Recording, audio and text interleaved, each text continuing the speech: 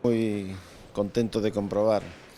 o nivel co que conta esta escola de ciclismo, unha referencia en Galicia, no norte de España, dende Maceda.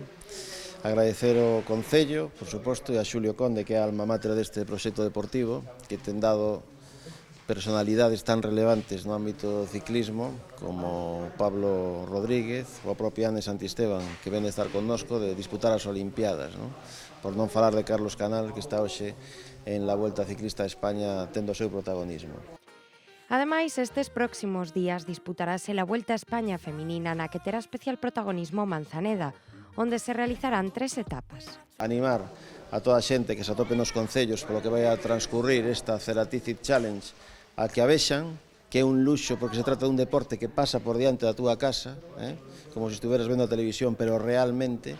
e que vai a ser unha festa. E nós encantados de recibir a eses 24 equipos de 10 nacionalidades que van a rexistrar seguro non só nas súas redes por parte das mellores corredoras de ciclismo do mundo, sino a outros niveis a súa estancia en Ourense. Nesta visita tamén estivo presente Anne Santisteban, a ciclista olímpica que nos adiantou as súas expectativas para esta edición de la Vuelta minutos antes de sair a entrenar.